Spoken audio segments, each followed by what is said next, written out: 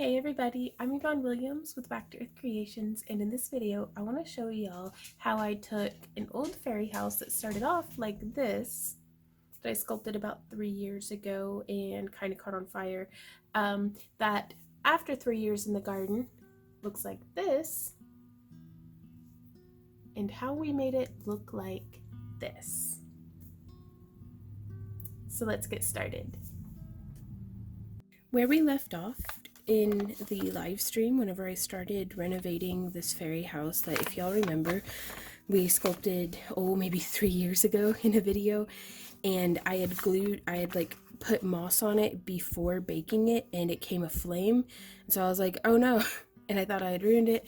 But after spending about 3 years out in the garden, it has a wonderful moss finish, genuine moss growing on it. It spent a winter frozen in one of our fairy pond buckets. So this house has seen some stuff. It's ready for some renovations. So in the live stream, we sculpted using just plain white Sculpey, like Sculpey Original, and some little mushroom bases. And I have baking right now the caps for them. I need to put the mushroom bases through again because they've only been baked for about 15 minutes. But well, that didn't go as smoothly as I had hoped. There we are. I used hot glue to kind of test fit where each of these little fairy mushrooms would be going. I don't know which one was supposed to fit right there. I think it was that one. Sure. But yeah, we're going to be rebaking these guys, and I have a bit of a cough, so I'm going to put it into time lapse. Broke off some of the polymer clay. Okay. Well, we're going to make a new polymer clay base, though, too, is the thing. So let's go ahead and get that base put together, and then I will meet y'all back here. So I've actually had the idea. I have this flat-ish piece of quartz crystal. Gosh, that's so pretty. From whenever we went crystal mining down in Hot Springs, Arkansas, rather Mount Ida, Arkansas last year. And I'm thinking about putting our fairy house on this guy and just skipping the base altogether, because that was one of the flimsier parts of our build last time. Now we will want to get this guy level, so I'm going to see about shimming him up with probably some epoxy sculpt or something, or we might put some little stones or something underneath there. But I think this will give us a really cool base that we can epoxy sculpt to, which this does not require curing, but you sculpt with it the same way that you would polymer clay, but then instead of baking, you just let it cure for 24 hours. So that's a lot of fun to work with. So I'm still going to be using the original Sculpey for the roof, but we'll skip the whole base step and just go straight into epoxying things together, and I'm pretty excited about that, not gonna lie to you.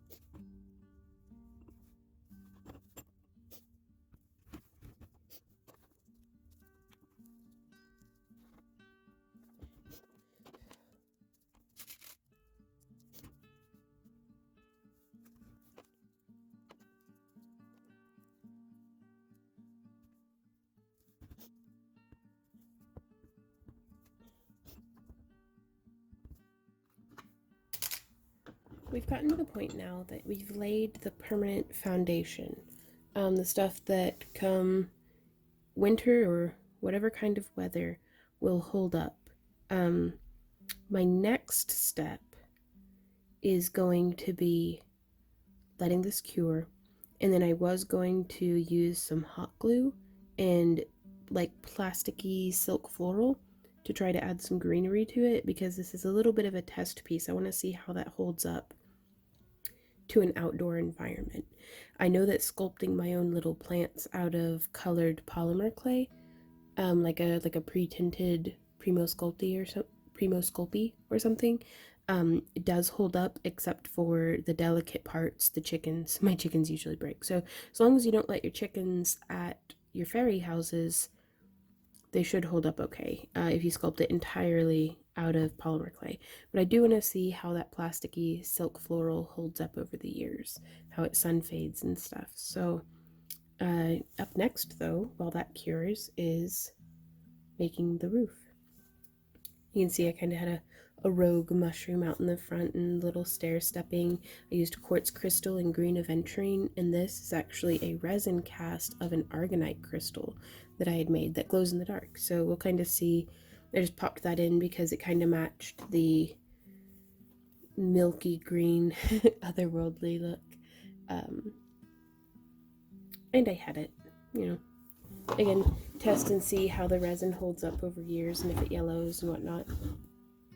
So for the roof, I'm going to start with a core of this like wood from like a little birdhouse or something from, I think, Walmart like 8 years ago. But I've been hoarding it. It's very lightweight. It'll hold up just fine to baking.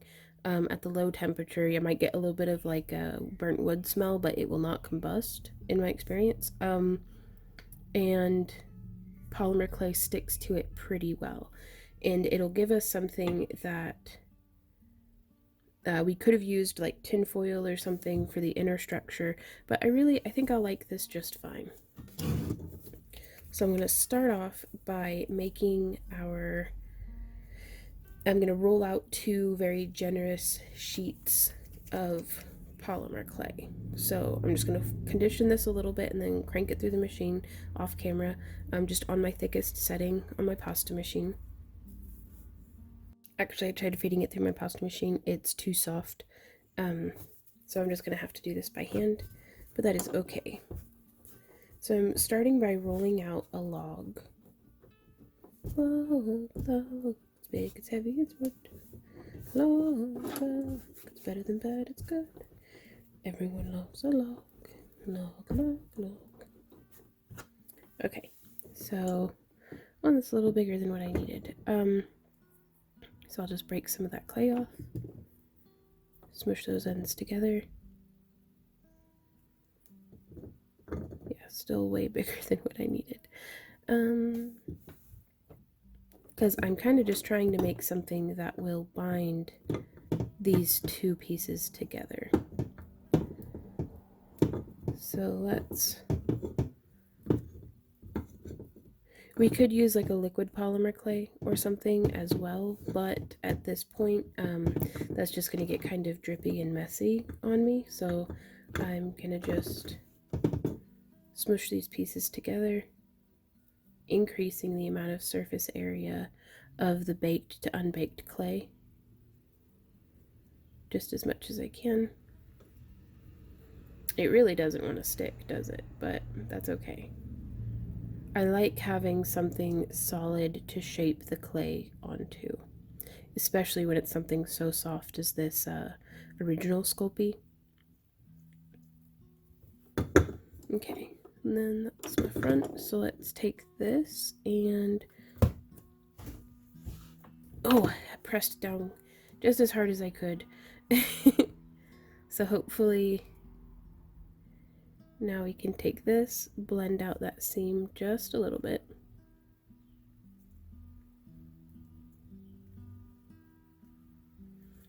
Just smushing it up onto the wood.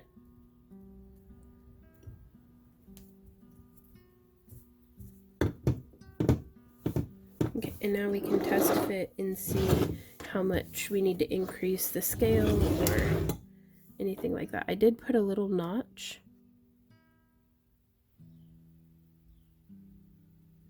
Did I seriously? Oh my gosh, I broke that whenever I smushed it down. Well, bugger. Okay. Well, I think there's my notch for being in the front. So now we'll get to see. I'd really like to build it out to like here, if we could. This is going to use a lot of clay, but I want enough weight to this that it's not going to just get blown around in the wind. So if you're making your own, feel free to, use tin foil or something for the inside, but I've got a bunch of this white clay. So I'm going to keep sort of building it. We're going to roll another large log to build around the outside. And I don't really think I want to go much past the tip in height, so I only need to build out that lip of the mushroom cap. So just folding and rolling. It didn't even occur to me that I might break the baked clay underneath. Oh well, it'll be alright.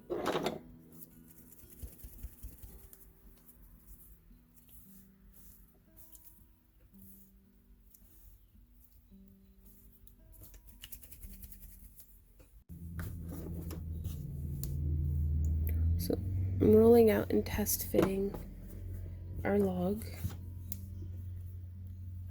That looks pretty good. So I'm going to take this off the rest of our piece and scooch that over. And then I'm going to lay this up on its side. Oh, that is not holding up well at all. I'm thinking we may need to remake this part that joins together. Yeah. No, that's broke. Well, let's super glue it.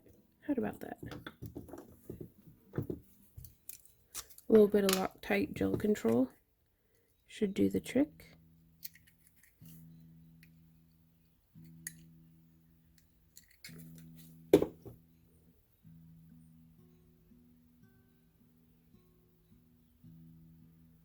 Just put those two pieces together. And then we'll set that off to the side for about 5 minutes. Let it set up all the way.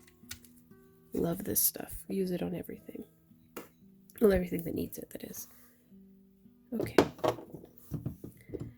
Well, crap. I was really hoping that would fit nicely. Well, actually, let's see if we can't just fit that back in around. It really doesn't want to stick to it, though.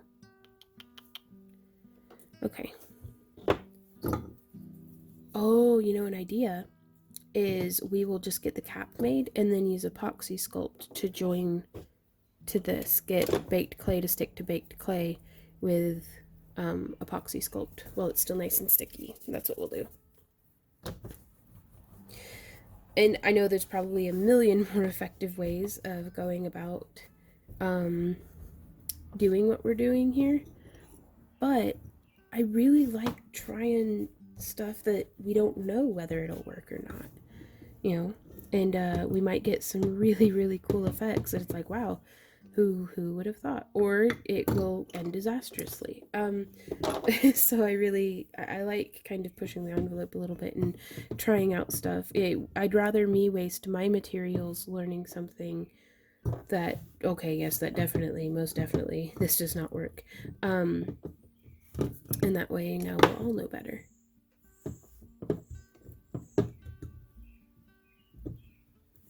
That and I just have fun experimenting. And also something that doesn't work for me may work for you, so maybe I just did it wrong.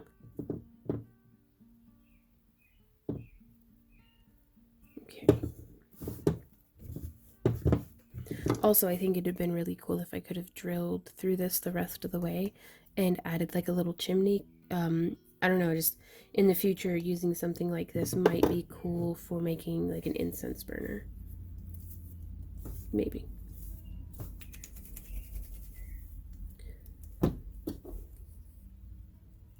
So I'm kind of I'm just seeing if it'll glob on there because it's just not wanting to stick to anything really. This white clay isn't, which is odd because it's normally so sticky. Like to me, to my tools, to itself.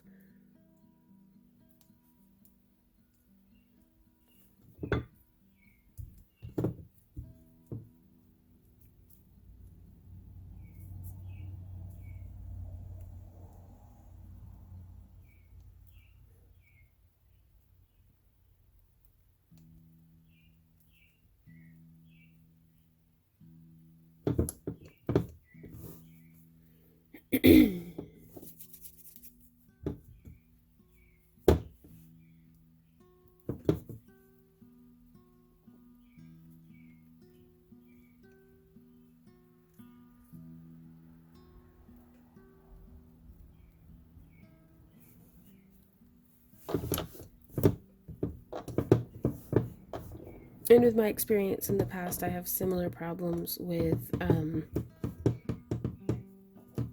using a tin foil core. Clay just doesn't really want to stick.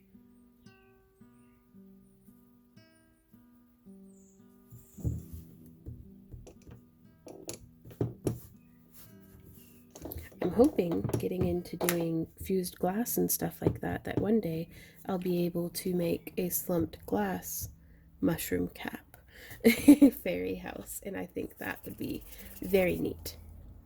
Okay, so now that we have this base down, let's see if we can't start building off of that to get a little bit of length poking out.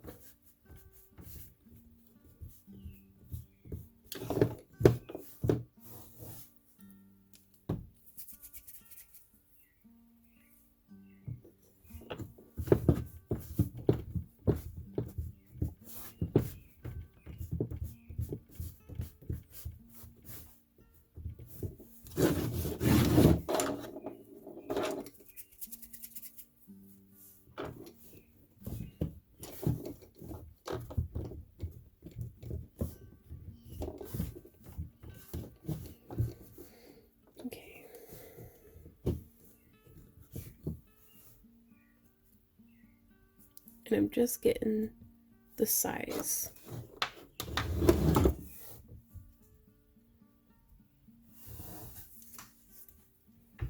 I wouldn't mind it sticking out just a little bit farther, but that is just me.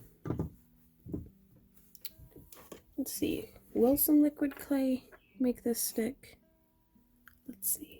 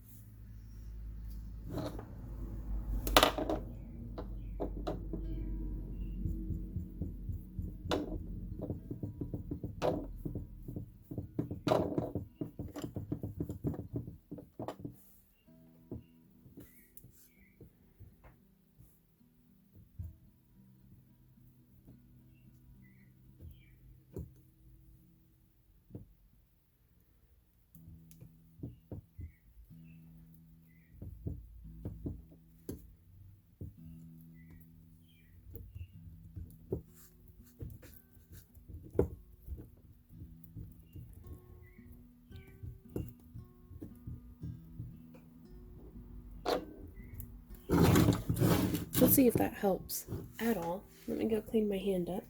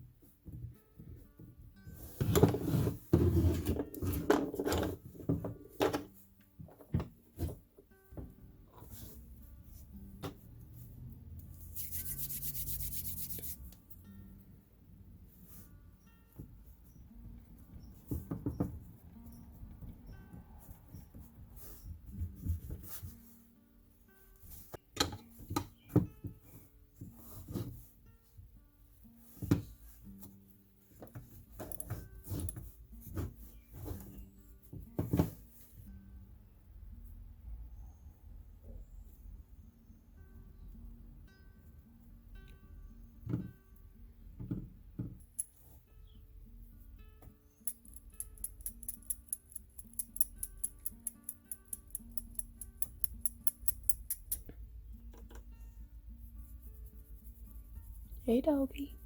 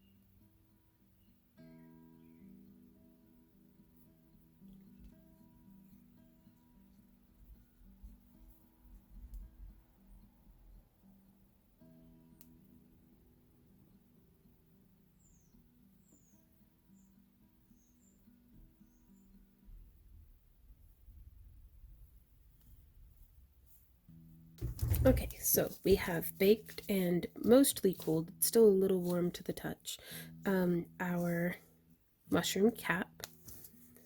And now I'm coming through and we've mixed up a big old bunch of the epoxy sculpt. And so while it's still quite sticky, because it's very sticky whenever it first gets mixed. Well, not like very sticky, but like it's most stickiest. Yeah, whenever you first get it mixed. So, man, there's got to be a smarter sounding way of it adheres most easily to surfaces right after you've mixed it. There. So I've globbed that on there. I am finding the front where I've put that notch and settling that down. And now we get to decide, how do we want our cap?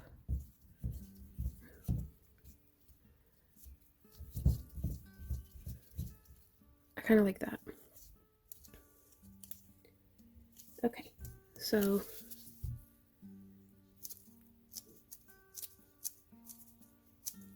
I've positioned it, and now I'm just using my thumb and smushing this on in. We can also come through with our little tool here. And I like this because it gives a texture that's kind of mushroomy, kind of morel mushroom style, but it also really forces that clay down into the spaces more so than just my fingertip could. Hey, puppy. How doth it be hanging, doggo? But yeah, so I'm just gonna he's like, yeah, I'm out. I'm just gonna keep tapping that in. Yeah, it kind of looks like a fungus. I don't know. This is all made up anyhow. It doesn't matter. You can have yours be however realistic or fantastical as you would like. Mine has glow-in-the-dark crystals, so there's that. That's about the level of realism that I operate at any given time.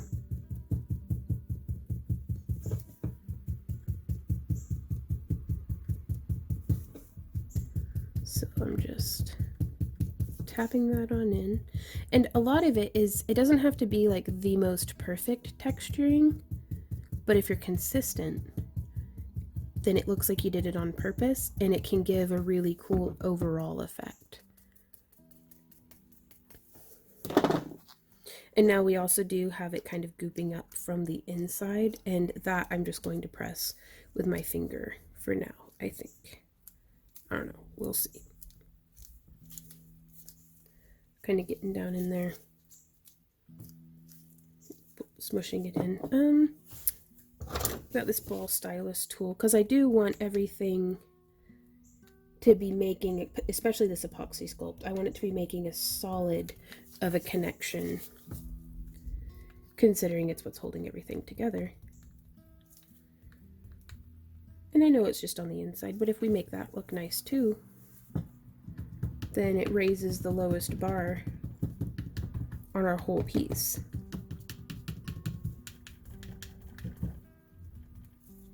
So yeah, just a little bit of texturing, smushing going on in there. And let's see, there's our front. Sorry for loud traffic noises. It is a unseasonably beautiful day, but that could be said about the whole month, honestly. And then there's a dog fur. That's just baked on in there, and there we go. Yeah, that looks like a little mushroom house. I kind of like it. But yeah, I really like it, actually. And I kind of want to... Oops. Oh, that's really on there now, isn't it? The epoxy sculpt has started setting up. I kind of want to... has like a cluster of mushrooms growing out of the top. So to do that, I'm gonna grab a little glob of... Now let's decide too, do we want them all clustered over in one spot? Oh, I kind of like it back there.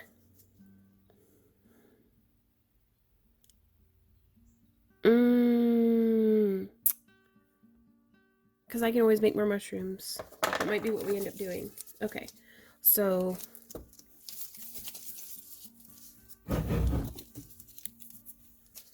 I'm going to start by kind of smushing all of our guys into this base here.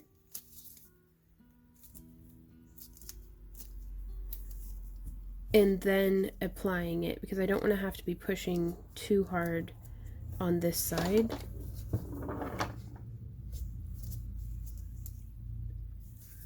And then I'm just going to start doing our stippling with our rubber tipped tool. Poke, poke, poke, turn, poke, poke, poke. Yeah, mushrooms can grow on mushrooms in this fantastical world that we live in. Why not?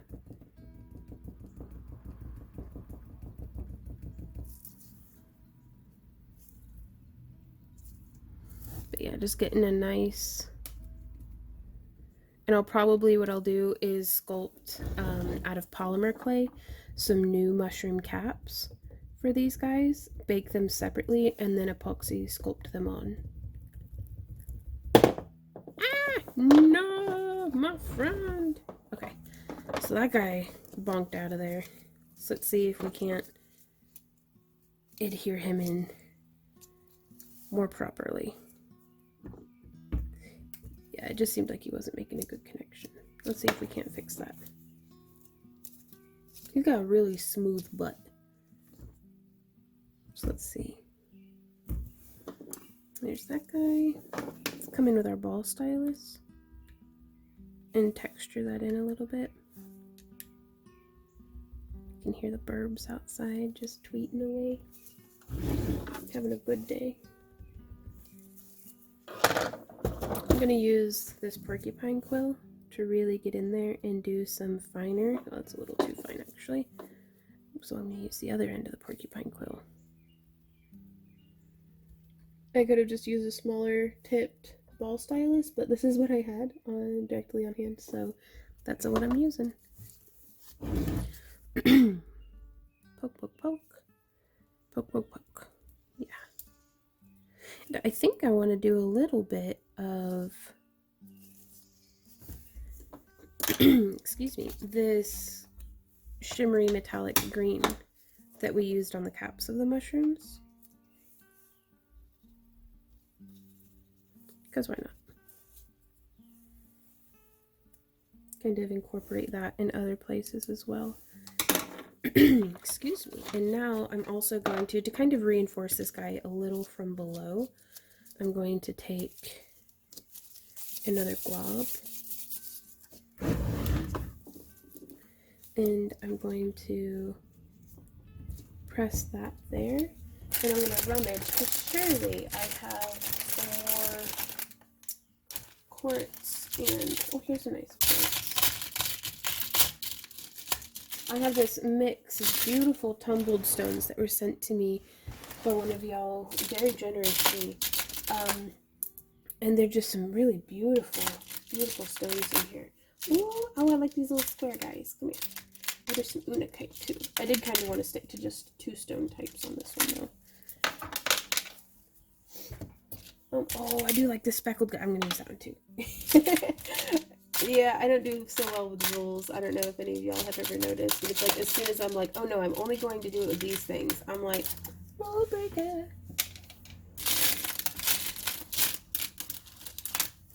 But yeah, there's some nice little nuggets and chips of green adventure in there. Ooh, another quartz. Okay. Excellent. Oh, that's a lovely one. Look at that rough little nugget quartz right there. We'll save that guy too. Okay. So, yeah. Oh, let's do this guy. Which point do we want to have up? Do we want to have them like sideways? Oh no, let's do some green. Let me do some greens. Or these guys. I don't know.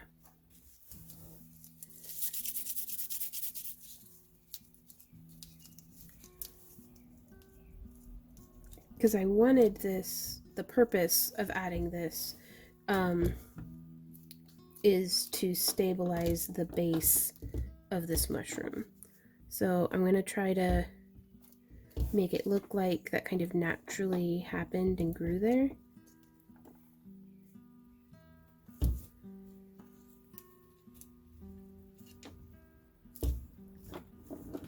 And so I'm just adding and smushing pieces. I'm going to do this lumpy little guy down at the base because I love him. There we go.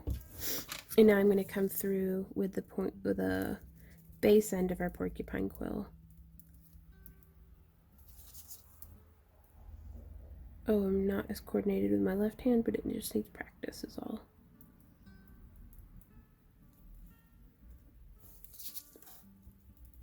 And again, this texturing is allowing me to make sure that the epoxy sculpt is making a full connection to all of our surfaces. It also gives us a little bit of room to kind of smush back in and make sure that stuff is actually joined together. Now I am going to go through with our black now. What is this? Carbon black.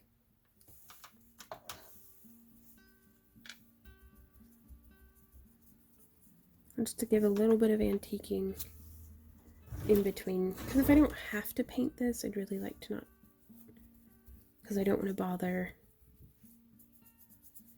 any of the stuff that we have going on. Though we'll see. There's no telling what the future holds for this piece. Okay, putting the lid back on. Now we're going to return to the top and finish, texturing our little nubbly nubs. They're nubs. I love you, little mushrooms. Yep, just smushing all that just as good as we can.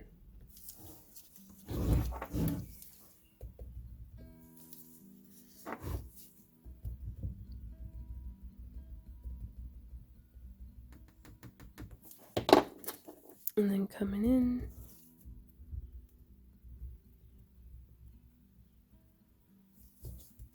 I have considered adding some rare earth magnets or something to the inside of this. I just don't know if that's going to be necessary yet.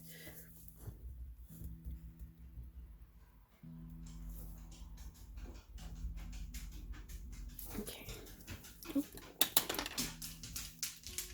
Now I'm also going to wait to adhere the caps to these until the base is kind of set up. So this sculpt is taking me probably, this is my second day of working on the renovations.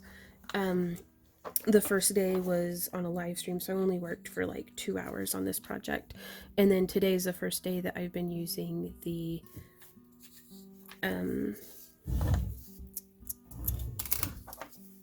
epoxy sculpt. Sorry, brain fart. And so by tomorrow, all of the epoxy sculpt will be completely set. And so I'll be able to go through and do like a second wave. Just kind of globbing that in pretty generously. I think I'm going to go over it with some of the antique bronze as well, just to blend it in a little bit more with the color of the roof.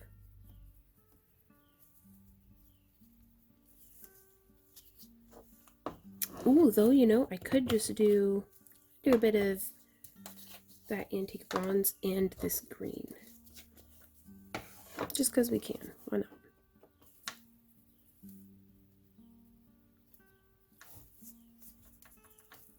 So I'm just doing the antique bronze around where it's connecting to the mushroom, like to the mushroom cap.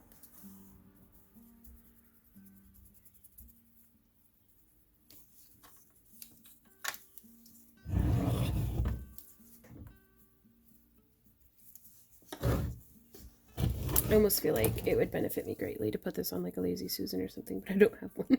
So I'll have to, maybe future Vaughn will be able to implement that. Ooh, I do like stipling in that green. I'm really very interested to see how these Pearl-Ex mica pigments hold up through the elements. Like to see if like a year from now it's still metallic and shiny or if it's just faded out.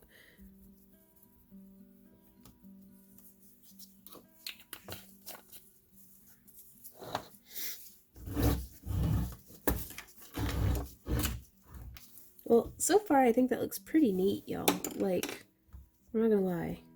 I'm pretty happy with that. The edge isn't as nice as I would like it to be, but I'm not gonna sweat it. It's a natural mushroom. This one just looks like that. Which I kind of feel sometimes is my lazy way out, but meh. Okay, I think I'm gonna put another little. I've plucked these crystals from the bin, so I'm gonna go ahead and use them. Though not too much, because I do want to still try to sneak in some silk floral. Oops. Yeah, these gloves are just a little too loose. So that makes some things more complicated than it has to be. But I've got a whole box of them, so waste not, want not. Let's see, where do we think we could use? I'm gonna get these things keep rolling.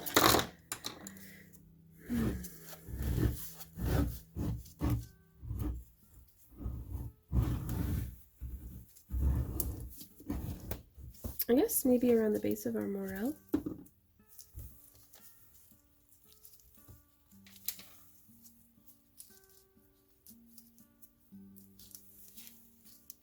Over here.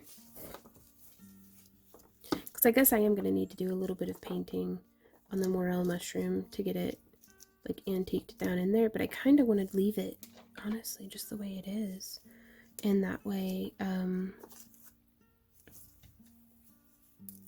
we can see how it ages. Because if we could get some like moss or dirt, just regular old dirt down in there, I think that'd look super cool. Be like, yeah, dirty mushroom. I don't know. That makes me happy. Oh, hush puppies, it's just neighbors. I think we have new neighbors moving in. So that's going to be cool. Okay, and it looks like I mixed up way too much of our epoxy sculpt here. So I'm just going to set that there. And I'm just going to add in little bumpy texture spots. Anything to help kind of blend it in and make it look like it grew there. Like, that's my goal with all this stuff, is I want it to look like it grew there.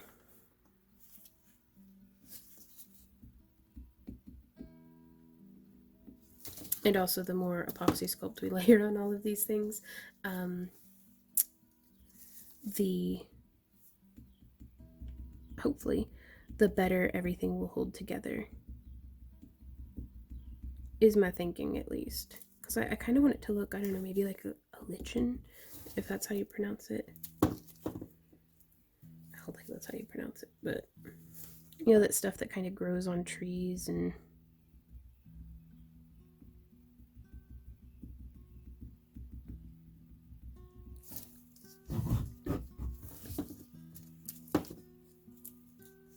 I don't know why, but I kind of feel like by adding it in little nubs like this and layering them over each other and just kind of getting it figured out as we go is giving it a much more like organic, natural look than if we were to just glob everything on top or do it all in one just big splotch. I'm going to leave that spot open because I'm going to hot glue in some greenery, I think.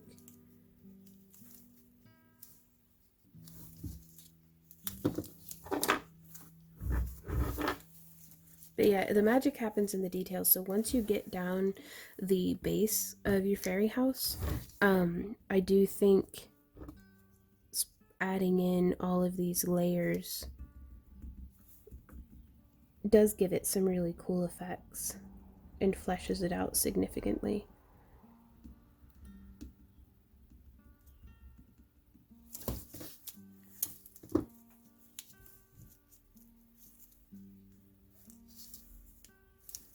And I don't want the chickens knocking off our little crystals and mushrooms and stuff, so glue that crap in there.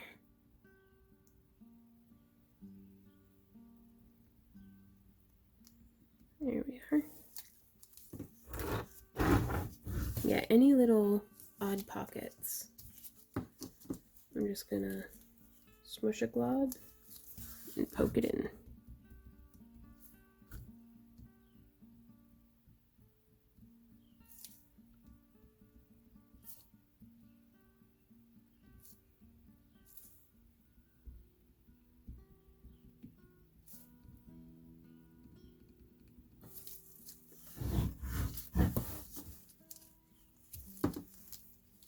I'm liking this, y'all.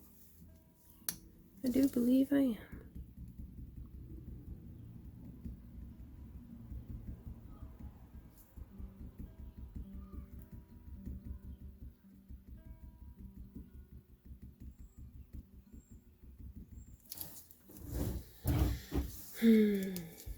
It's almost like with landscaping, you want tall stuff that attracts the eye, you want low growing stuff that kind of would be a ground cover. So that's what I feel like I'm doing right now, is putting in a ground cover. In some spots we're missing the medium height things that normally I would have added if I were landscaping like an actual house with real plants, but that's where our hot glued in greenery is going to be coming in.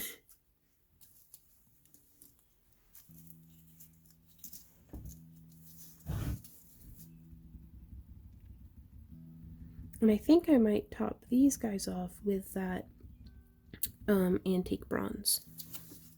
Add a little bit more of that brown tone here to the base. Yeah, I might do the antique bronze and then cap it with that metallic green. What green is that? That is Spring Green, number 685 by Jacquard. They're Pearl X pigments.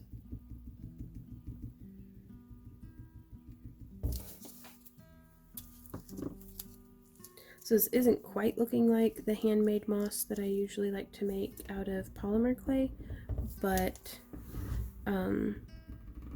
it's something different. I found that with the epoxy sculpt, I didn't even know what that noise was. The way that I make the moss with the wire tool, like the wire brush, doesn't translate as well. Because the epoxy sculpt, maybe I was trying it out while it was a little too sticky, but it was sticking in the bristles a little too much. So I do prefer to do this method, but that's just me. If you're doing your own fairy house and you're using the same products, try out something else and maybe you like that better. Also to trying to vary that border a little bit, make it look like it grew, not like it's just a straight manicured edge. Okay, I keep bumping this guy. So I'm having to be a little bit more delicate now because everything's not dry yet, but I'm hoping that the work we're putting in now will keep us from having to be delicate with this later.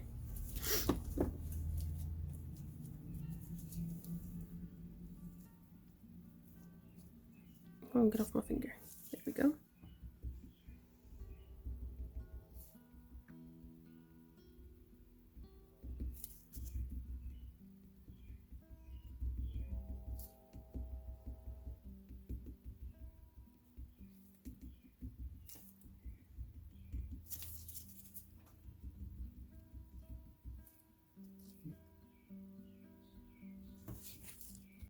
So I'm going to come in with this antique bronze, just getting some in my brush and then blotting it in the cap. And what that does is it evenly distributes it through my brush tip, and that way I'm not laying all of it in one spot. I can actually come through and a little bit more evenly distribute.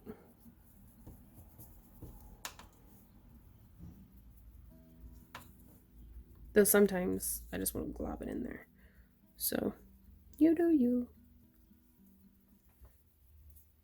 The thing is, though, you can always add more, but it does become difficult to start removing some of this pigment at times. You can use like tape, and there are methods, but it's just a good habit to be in, to start with a little bit and then increase your intensity.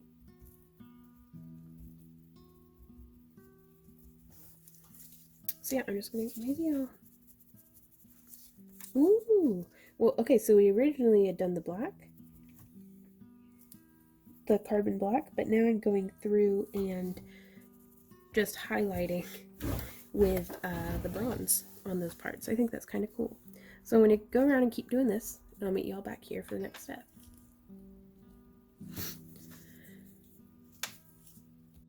So instead of sculpting with polymer clay, the mushroom caps, I've decided to just go through with the epoxy sculpt and use it up while I have it mixed. Just because, well, we have it, and I don't want to waste it, and I've kind of filled in all the other spots, so I'm just going through, pinching and turning. Gonna do a little bit with our porcupine quill.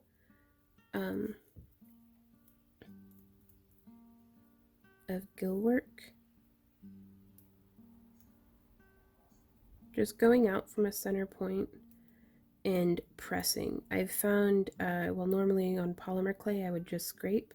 I found epoxy sculpt responds better to me whenever I press, as opposed to scrape and drag.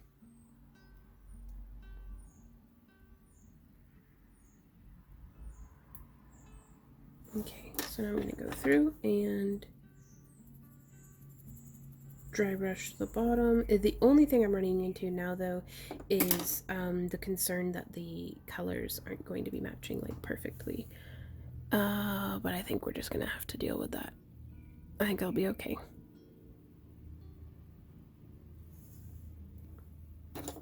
So now I'm going to come through, and we have it sitting on there. So let's go ahead and do the little wibbly wobblies the way that we like on our mushroom cap. Oops, don't want to leave any fingernail indentations.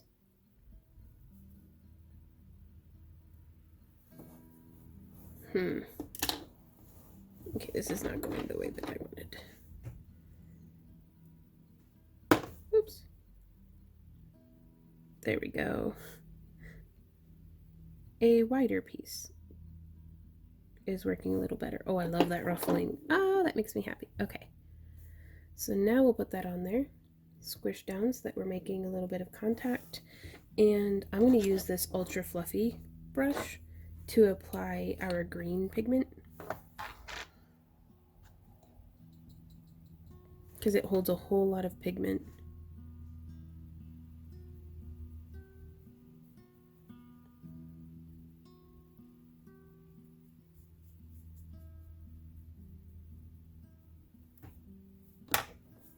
And now I'm going to go through with our brown.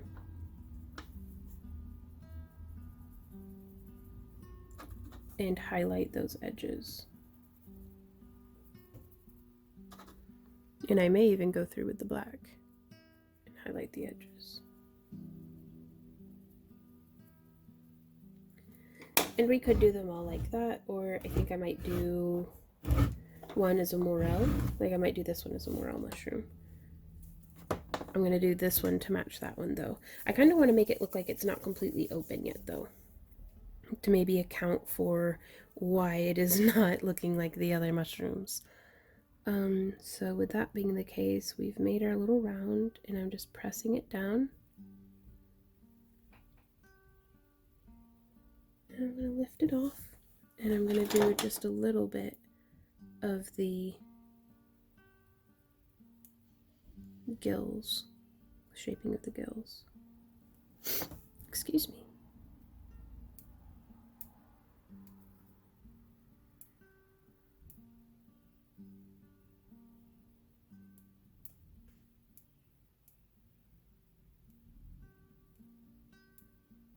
And it can seem overwhelming sometimes on a project like this, but truly, just take it one step at a time. Pick a thing, do the thing, and then move on to the next.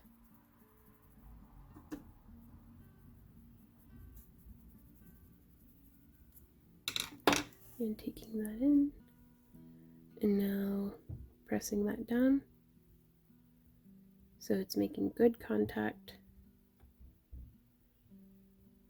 And I wanted that one to be a lot more rounded. So he just a baby mushroom. Okay, but I'm still coming in with our fluffy green.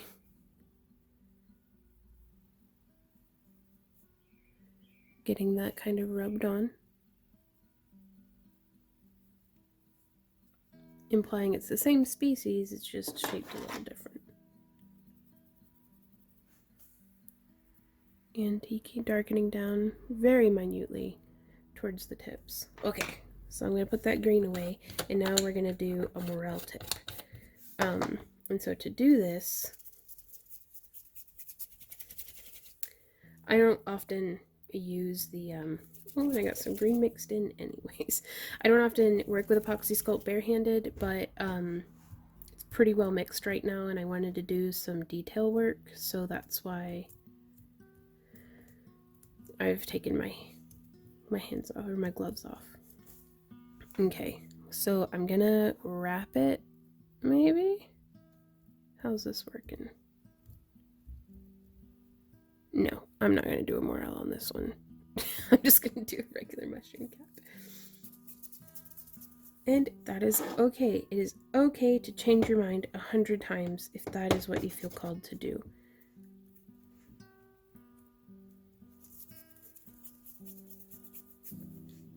At least that's what I tell myself. So let me...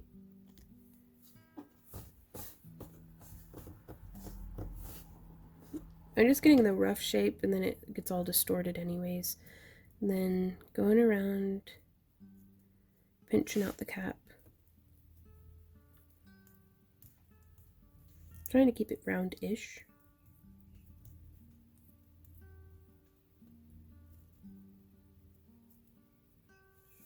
A little bit of a point in there.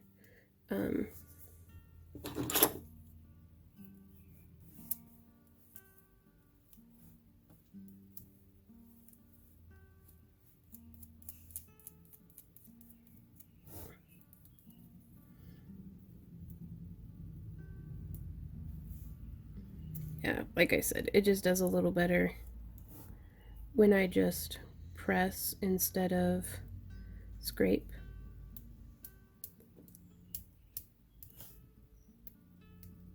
And then once we've done enough that those indents are in there, now we can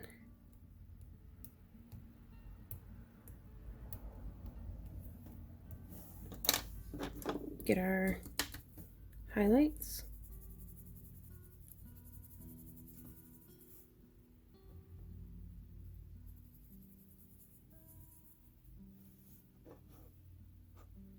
trying my best to clean up the outside of the jar. Not doing the best job at either, but that's fine. That is okay. Okay, so there's our underside, and now we can try to salvage something out of the top of this wonky mushroom. Okay, there we go. Smush that in. Boop, boop, boop. Again, if I can do it, y'all can do it. Y'all have got this. So now I'm going to try to go back into frame.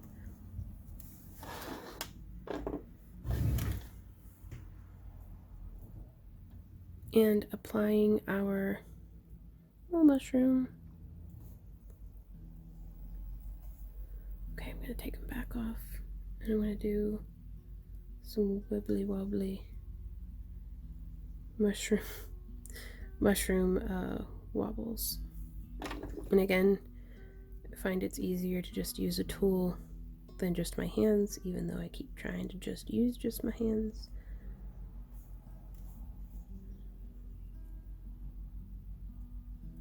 Okay, so we've got our nice little wobble going.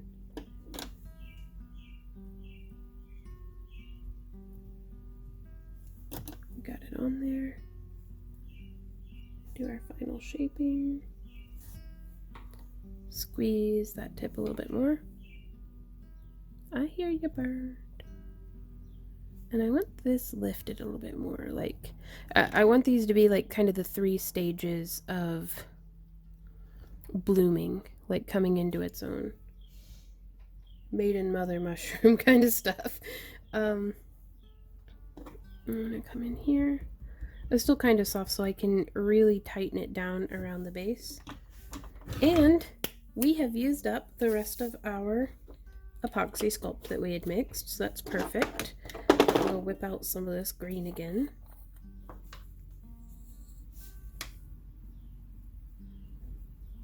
Get the top of the mushroom here, and we may go through with some paint after the fact and paint up the tops of some. You know, we could add some little glow in the dark spots. I think that'd be just the coolest thing. We may do that. We'll have to do that after all this is dry and done. Okay. Yeah, I think some nice, like, it's like a Liquitex heavy body medium, acrylic medium, that we can mix in some Art and Glow glow-in-the-dark pigment, and then just do some little dots on the tops of all of our mushrooms. And I think that'll make everything match a little better. Because I'm really kind of wishing I'd done all the caps out of the epoxy sculpt, or I just stuck with one medium on all these guys. So something that we can do on these ones down here, where is it? What? Yep, hard coat. I'm going to be using Mod Podge hard coat, and I'm going to grab a little mixing stick and a little mixing cup.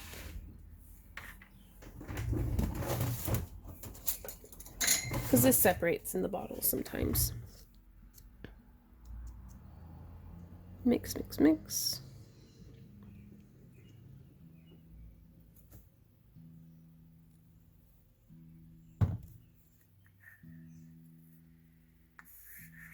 Scrape it off into the cup. Yeah, I don't know how much I need, but I'm basically mixing this up as I'm going to be using it as a paint. So I don't know how much I'm going to need, but I'm not going to be able to put it back into the container when I'm done. So I don't want to do too much. Clean up our edges a little.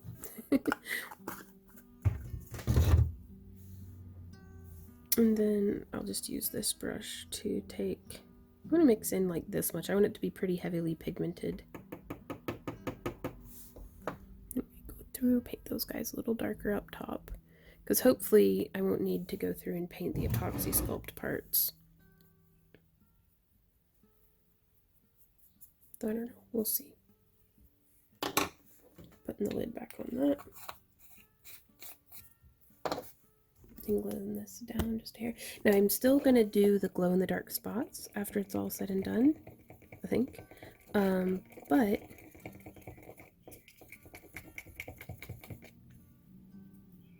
I'm going to see if this works as a paint.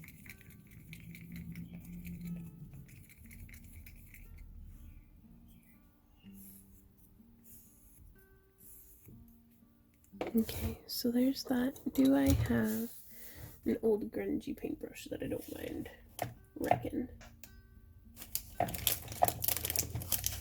I do. Excellent.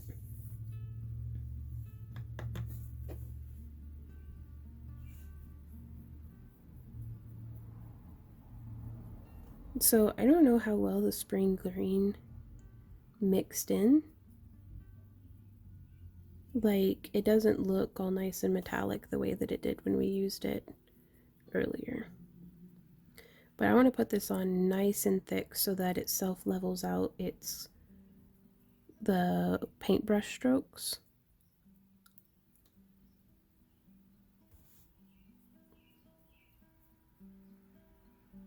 But I don't want it so thick that it's going to be dripping.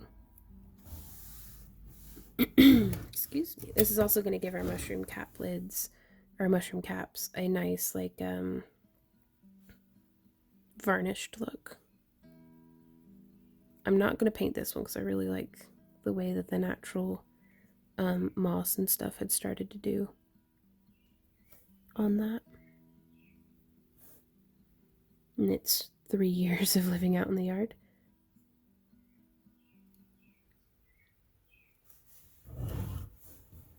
And I'm going to go through and do a couple layers of this glaze on the caps of the mushrooms. I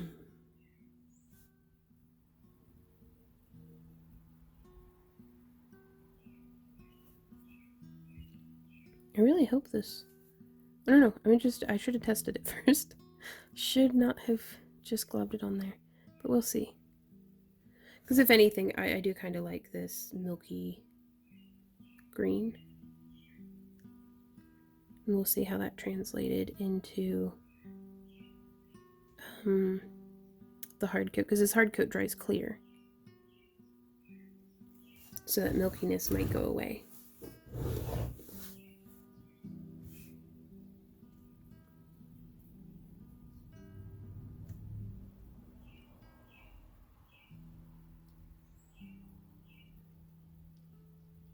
But I really love this hard coat. Like, if you've painted it at all with acrylic paints and you want to put it outside, I really recommend painting it with a layer of this hard coat. Yeah, I'm going to go ahead and do, even though it's not cured yet, this stuff will cure underwater, I believe. Like, I could be wrong. The epoxy sculpt, that is, will cure underwater, so I don't mind a bit painting the glaze onto it. I may mix up a second batch. But yeah, I may end up mixing a second batch to do a second coat, but I want the base coat to all be the same pigment density on all these little mushroom caps.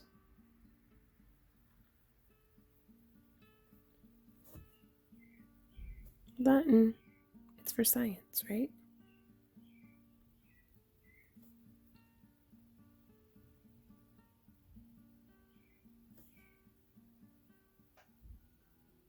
I'll probably end up doing 3 or 4 coats on all these mushroom caps, but we'll see.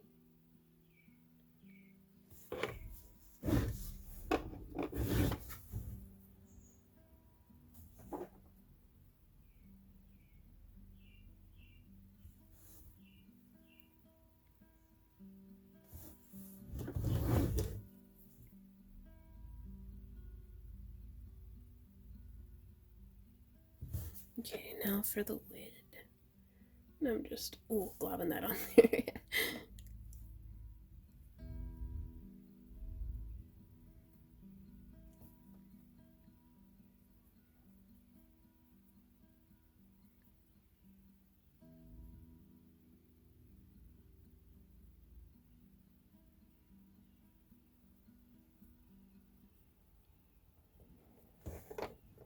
I'm really excited to see how this comes out when it's all said and done.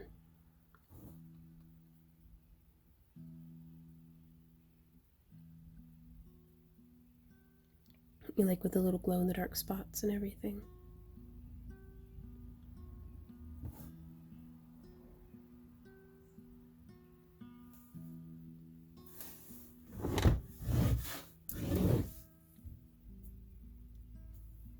So yeah, I globbed it on really heavy there at the front, but now I can just take that and swipe it around, and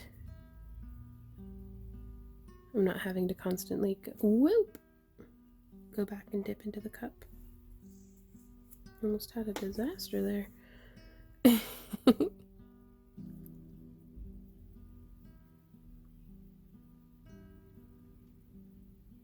Just a little disaster. Perfectly manageable. I'm gonna take off some of the texture just because it makes me nervous.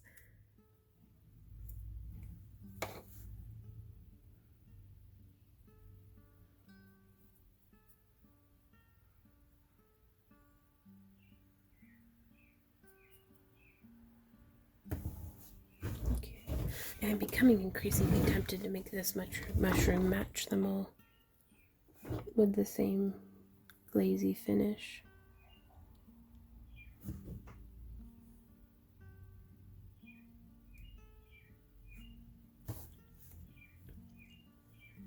I'm tempted.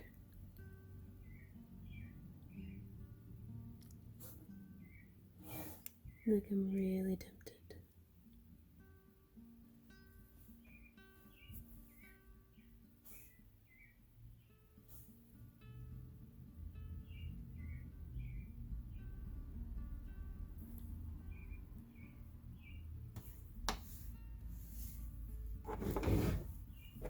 Did I just miss like the whole side of that guy? I must have.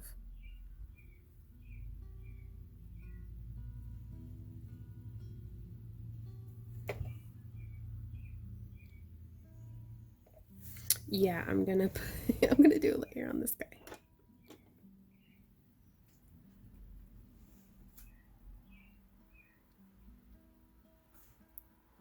But not on our little fringy part.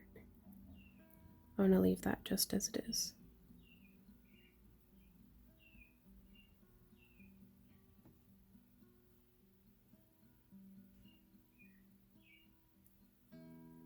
So there we are.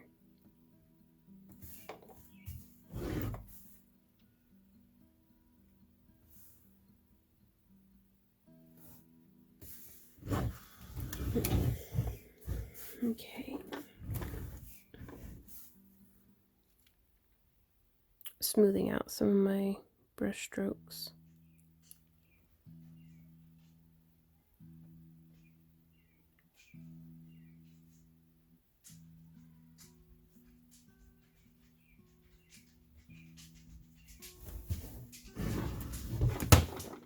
Oh no! My mushroom! Oh man, down.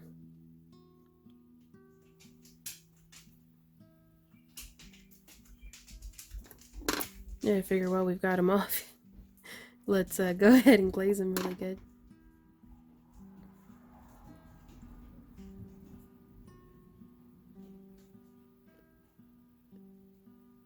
Oh, I like that. And speaking of glazing, I would really like to one day get into like ceramics. Oh, that'd be so cool. If I could make something out of this and then like fire it. Oh, that'd be neat. Ah, get off my paintbrush. I wonder if just a little spot of super glue might not be just the thing to hold my life together. Boop. The bottle's almost empty. You know, I'm gonna go ahead and rinse that brush out. And now I don't have to worry about it bothering me anymore. Oops. How did we have you in there? Is it like that?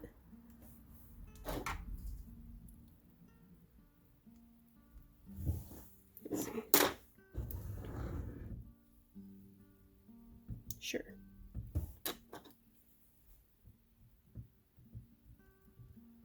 squeeze that in just a little tighter. Hopefully that glue will do its work. And we may go through with a little bit more epoxy sculpt later on.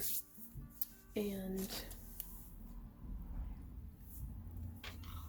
add another little bit right there to keep it. I realize the lighting's not the best. This is just what we're working with, guys.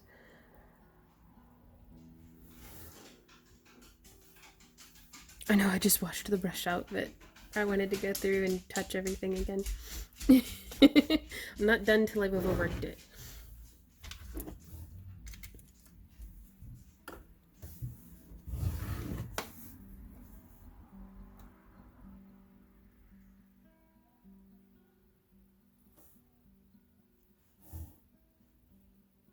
Yeah, I'm just gonna have to let this dry and then come back and do a second coat. What do the instructions say? That's in French.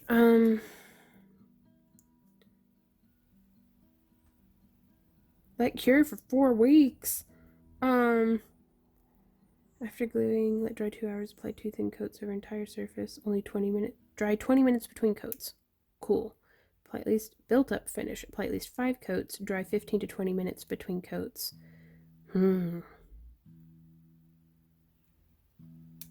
Very cool. I think I will do the 5 coats thing. I don't know, we'll take it one at a time and see how it goes. But I'm going to set a timer and I'm going to come back and do more of this I just put a whole bunch of Mod Podge in my hair. That's awesome. We will come back and do more of this, another layer, in 20 minutes. Okay, so I want this next coat to be, like I'm still waiting for that to dry, but I want a ultra intense glowing effect. So I've turned to Art and Glow. This is one of their green pigments, and I've used 20 grams of it to get a really heavy bodied pigment. And I'm pouring into the ramekin about 3/4 of the way up. And now I'm going to stir. And I'm considering adding a very small amount of the spring green tint to this, but I'm gonna withhold doing that until I've seen how it dries, because I figure if we're gonna be doing like 5 layers of this, that'll really build up a nice glow, like nice thick glow. But I don't want to put so much green in it that it like overpowers the glow, if that makes sense. So I'm scraping the bottom. Also, I'm using these ramekins because they have little lids, so I can cap it in between. You know, yeah, I'm gonna go for it. I don't want to waste this, so I'm gonna just scoop what we have mixed into our ramekin. Stir, stir, stir.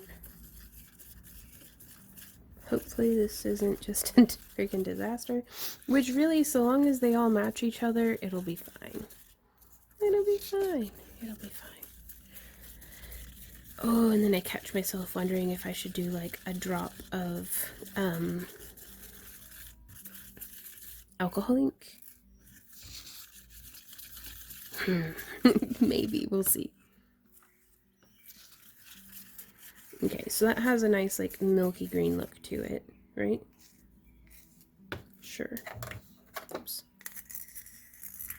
And we can always add in more of the Pearl X pigment in future layers as we see as it dries. I just didn't want to waste that bit that we already had mixed. Okay, so I'm going to cap this up and come back when the base coat's dry. Also, I put a little electric, like a little LED tea light. Oh, how do you get this to close? There we go. I put a little LED tea light in there, and so it's super cute watching it dry.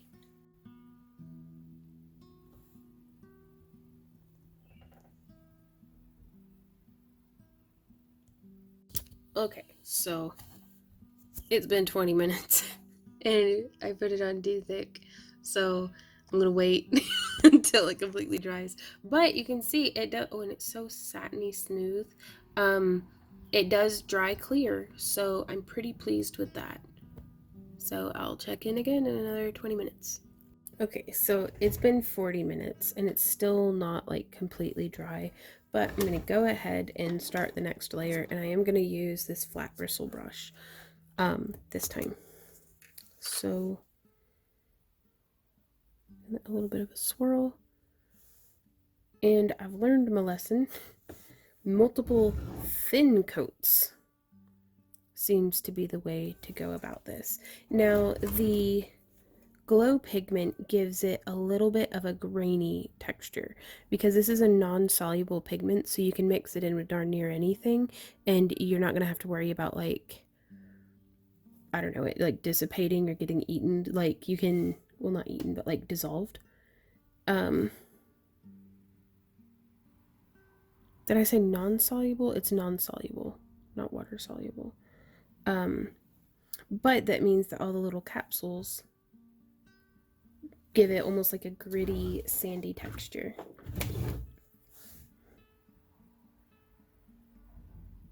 So multiple thin coats, trying to keep my brush strokes consistent. Definitely having better luck applying with a flat brush.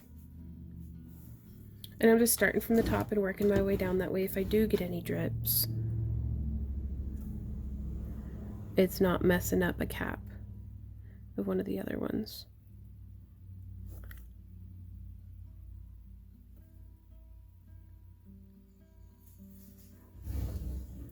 Sometimes my impatience will get the better of me. Often my impatience gets the better of me, actually. And I end up with a mess like this where it's going to take like 3 days to dry. So multiple thin coats for future Vaughn. Not that she listens to me, future Vaughn, but it is something good to keep in mind.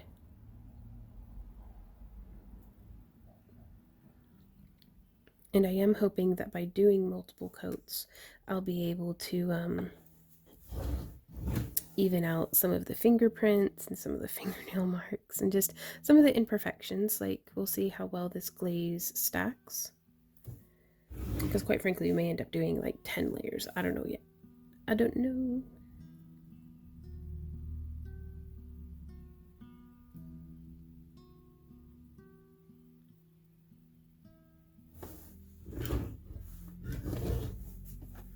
But yeah, the tests with the heavy body medium did not go well. Like, it's just really hard to get a nice smooth like spot. So I decided to just have the whole darn cap glow. Oh, that's got a bit boogery. It's got goober in it. There we go.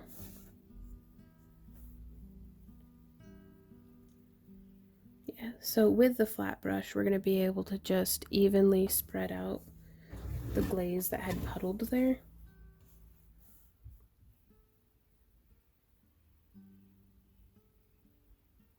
So I think that'll be okay.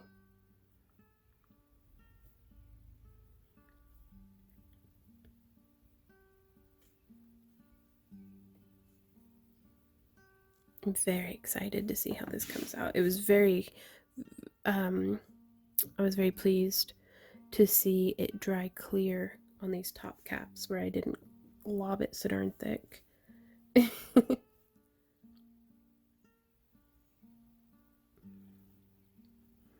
But again, I think the flat brush will help kind of keep everything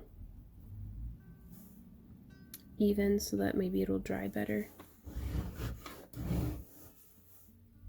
Definitely mixed up way too much, but, well, you know, I'm not going to say definitely because I have no idea what I'm doing. I'm just arting all over the place and having a fun time at it, I am going to say.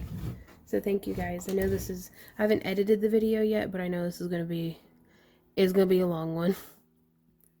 Just because and I've said it before, I'll say it again, I'm not one of those 5-minute craft videos.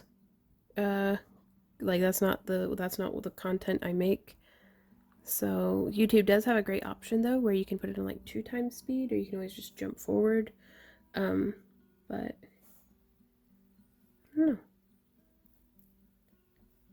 I just like documenting the process because a lot of the times you never know what's going to happen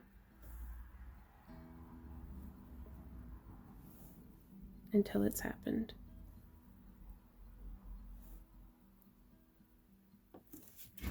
And I like to just let things happen when I'm making a piece like this, because oftentimes the mistakes that I stumble into turn out being way cooler, way more fun, way more magical than what I might have had originally planned. Because when I plan something, I'm so limited by my own creativity. Whereas whenever I just bumble through and bump into stuff, some cool stuff starts happening. Way cooler than I feel like I could have come up with. Okay. So there's that. We'll set another timer for another 20 minutes, and hopefully it'll be dry this time. Okay. So I'm not certain if the camera will pick up on it, but here's with a black light. You can kind of see the trail of the glow-in-the-dark pigment.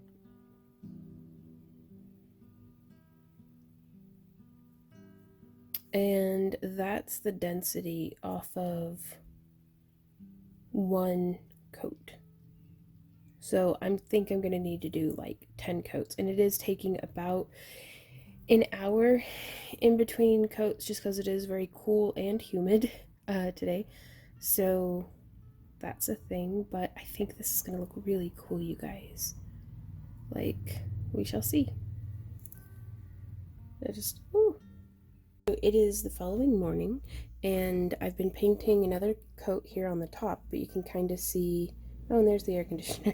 It's actually warm enough to use the air conditioner today. It's coming along nicely. The mushroom caps getting a nice little bit of glow about them.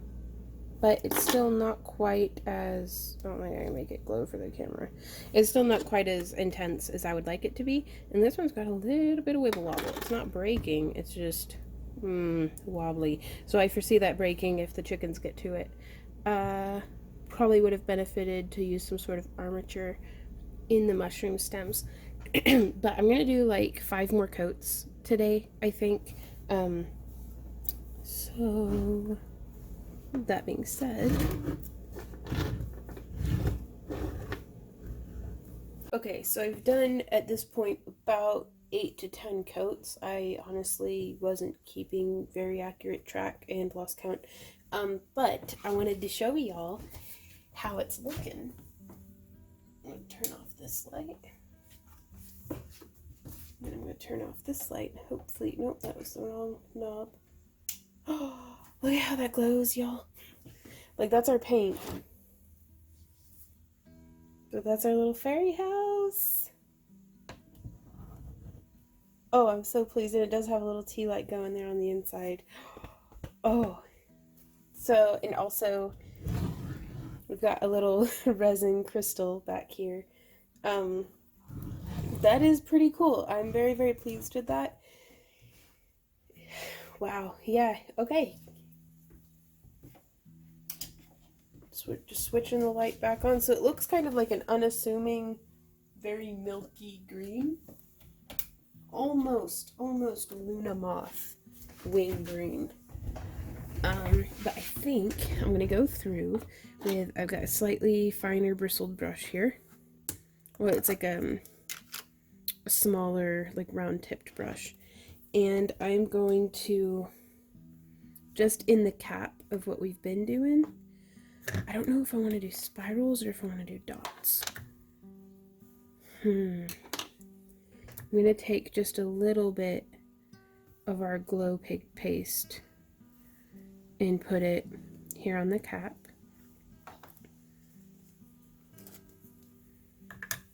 And I'm going to just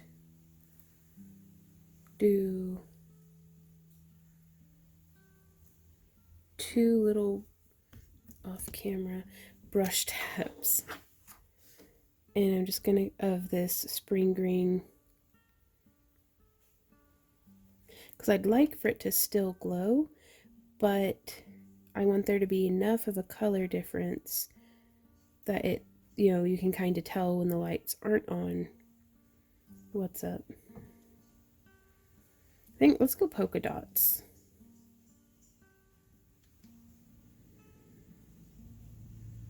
I'm just getting some on the tip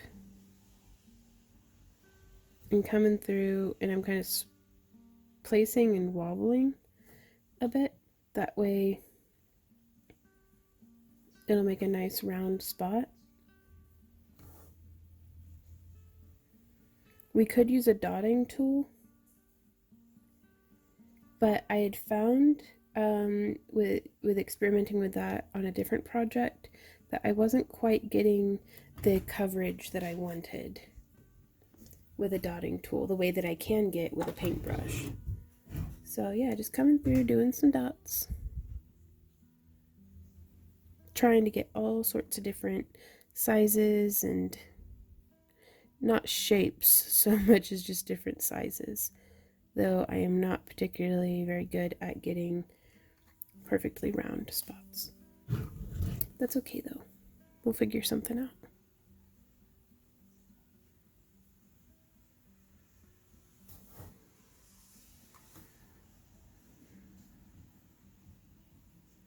So before this dries, let's see how that looks without the lights on, because if we don't like it, it's not too late for us to just wipe it off. So, off. Keep finding the wrong knot. I like it with the polka dots. Okay, so I'm going to keep doing this on all the caps. And it looks like I'm definitely going to have to mix up a little bit more because I've used up all that we had. Yeah, and I'm going to throw that into some time lapse for you guys, and we'll get started.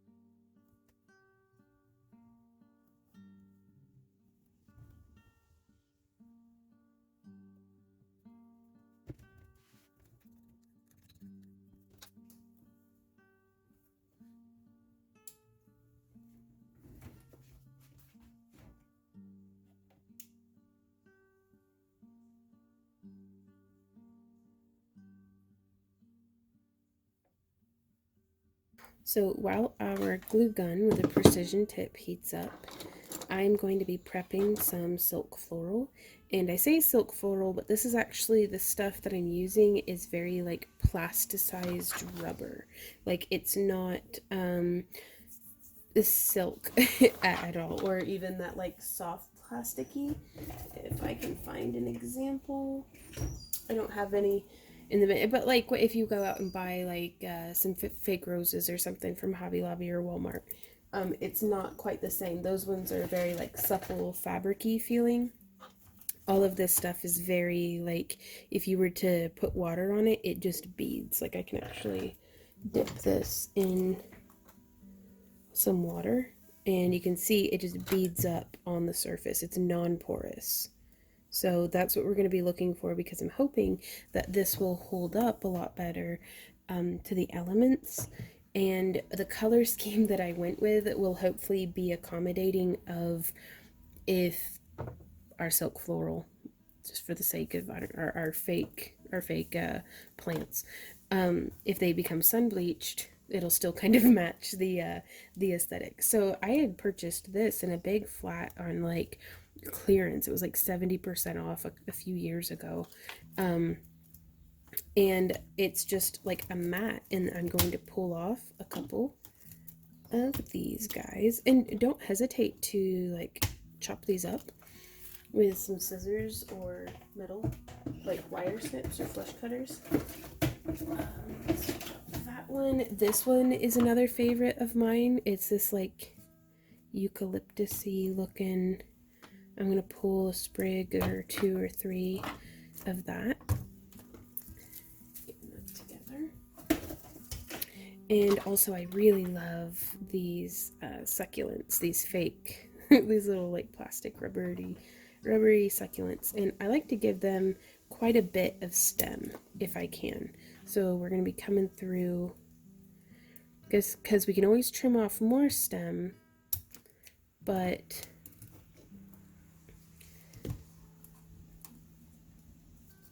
I really do prefer my wire snips for this. Let me go get my wire snips. Okay, so I've got my wire snips, and I'm just coming through, snipping some of these guys off. I'm anticipating using a lot of these, which is why I'm snipping so many of them off, and actually there's not a whole lot left on this stem, so I'm actually just going to prune the whole stem and then just store any that I have left over that don't get used in this project. Oh, and there's a wire through this one, so I'm just gonna break that guy off instead of nipping my messing up the blade. So I'll just store the rest of them in like a little drawer or something. I've found bead trays work really well for organizing your silk floral. Also, I do have another stem of it, that same variety, that I'm going to snip just a few more that are a little bit more green dominant. Of all of them, this is probably my favorite silk floral to keep in stock for fairy houses. I also really like, but don't know if I have any more of them, I had gotten my hands at one point on some Lily of the Valley, which I thought I was going to use with this, but I can't find them. So, oops. Oopsie. Maybe if I rummage a bit more. Maybe they're in here. I've got like a whole bin over here. Oh. So let's see. What's in this bin? Huzzah! Oh, excellent. Oh, we got these ones too. Oh, I love these guys. Okay, so I'm gonna keep assembling. I do like to get like a whole menagerie. Now these guys just pop off though. Let's see. And so if they do pop off, then I'm not gonna cut, because then we could still run the risk of those little heads. Oh, I want to cut the little fern fronds. Oh, I love that. But yeah, I just keep a mess of stuff. Oh, do as I say, not as I do, and organize your stuff just a little bit better than what I do, because this is a straight up nightmare. Like, it's hard to be efficient if you don't even know what you have. Ooh, we've got some lovely mosses and stuff. Now, I only use mosses like this whenever I'm doing an indoor plant, because they do deteriorate with outdoor exposure. So, sad, but it's a thing. Oh, and I just love that. I don't know if we could get away with using an entire succulent on one of our pieces, but oh yeah, we've got all sorts of... I had apparently disassembled an entire thing of Lily of the Valley. Okay, so now our hot glue gun should be good and hot. And let's actually take out a stick. And are you warm? Yes. You can hear those birds outside. So I'm going to see if I can't get the camera positioned pretty well for this. We're going to start with the big and leafy things. So I'd really like to sneak in some of these fronds.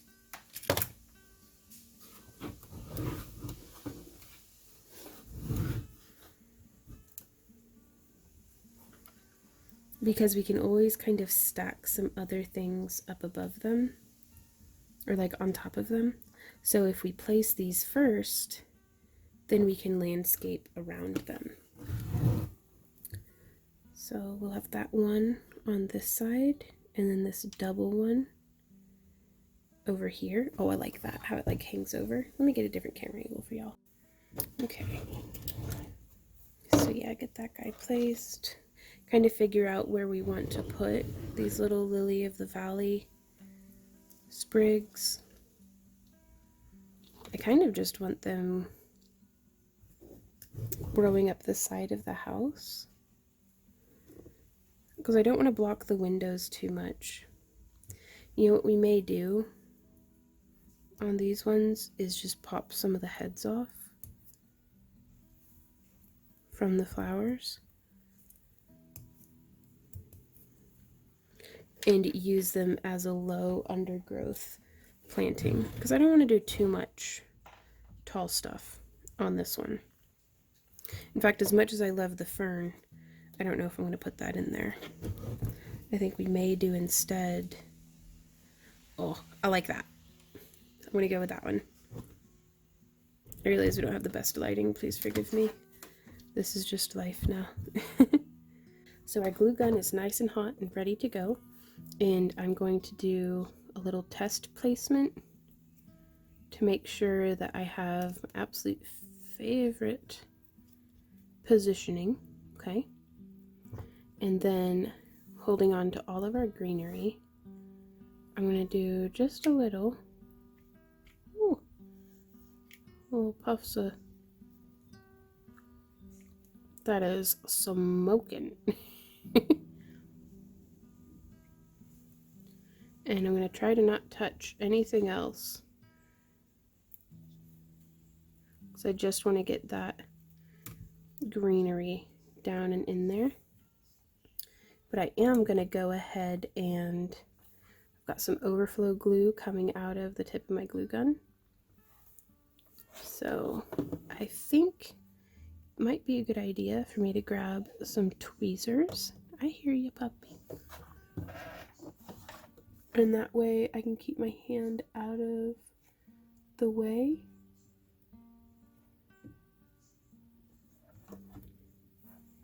There's a glue stick already. I like to do just a little spot.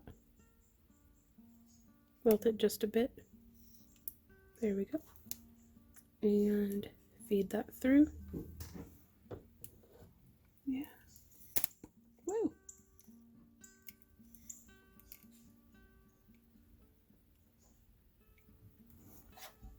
We've got our little flower there. I'm going to do one of these big bushy cabbage heads. Again, we want to test place it, make sure it works, and then get that done. I don't know if this is supposed to be smoking. So there's a bit, and we're just placing that in with a nice little smushy pokey smush. And I think I'm going to take one of these beads from this, like, it's like a fake jade plant. I'm going to see if I can't take a bead from lower down. Ooh, you know, actually, I have some glow-in-the-dark BBs from like an airsoft gun that I think I'm going to put one inside each of these little lily of the valley flowers. And I think that'll look really cute. I do want to put something down in there though, so let's see. Is the stem on this guy long enough? Yeah, we can fill that in. Sorry if you can hear my dog chewing on his butt. That is his main hobby in life. I'd boogered it up a bit. Yeah, 90%, 99% of the time when something's going wrong, I'm like, yeah, this is most definitely user error. It's like, I've met me. I know. I wish I weren't like this, yet here we are. Okay, so trying to not goober up hot glue onto everything I've ever touched. Just smush that. Smush. Down in there. Excellent. If I do get any little stringy bits, I try to clean them up as I go. But I think that filled in quite nicely.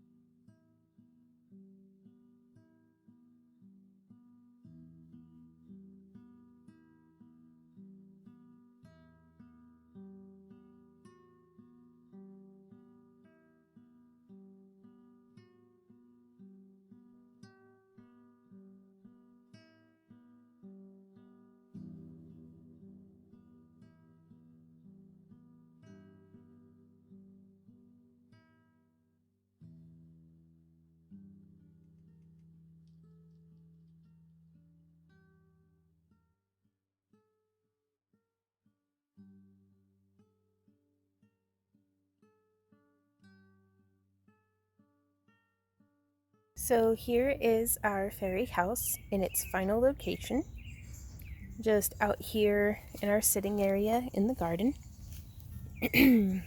paired with some hens and chicks and some creeping sebum, and who knows what else in the future, but I definitely think it looks pretty cute. And I'm very excited to see how it glows into the night.